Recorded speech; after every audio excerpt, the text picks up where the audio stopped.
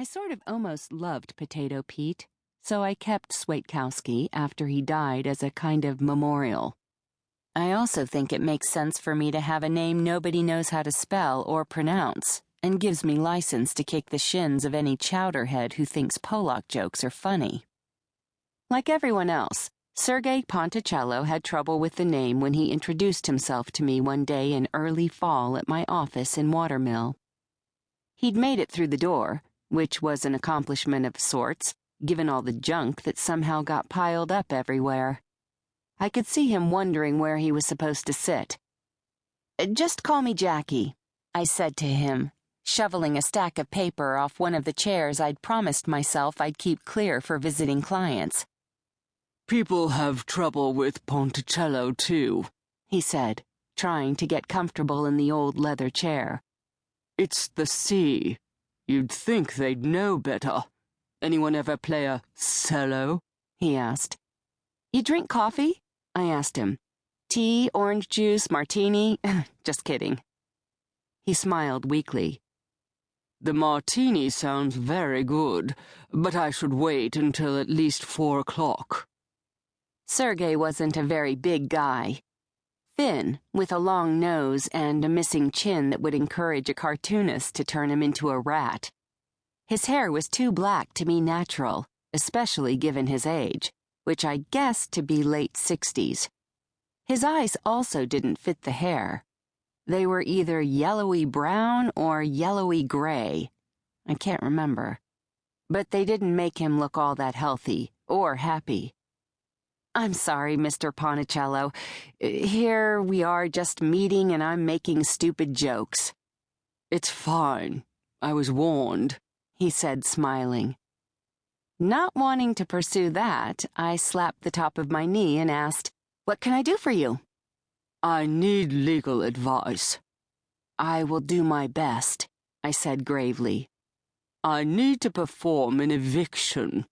Things have finally reached that point. It's intolerable." "Rental property?" "No, my own home. The home I shared with my wife for more than 30 years.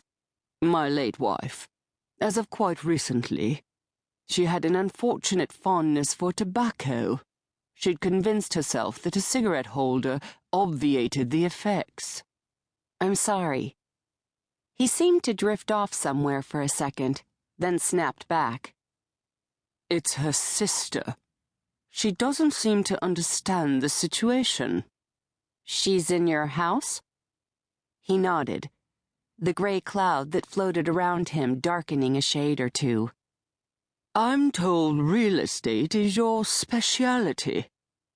He pronounced the word specialty like they do in England. It reinforced his distinct accent. I didn't let him in on the fact that real estate was every lawyer's specialty in the Hamptons. "Oh, yes, you might say real estate is my forte," I said, dropping the second syllable in case he was actually a Brit who knew the proper pronunciation. "So, how do I toss that miserable woman out on the street?" I sat back in my chair. "When you're discussing an eviction, try not to say things like tossing and out on the street. You never know who's listening." "I suppose you're right, but miserable will have to stand."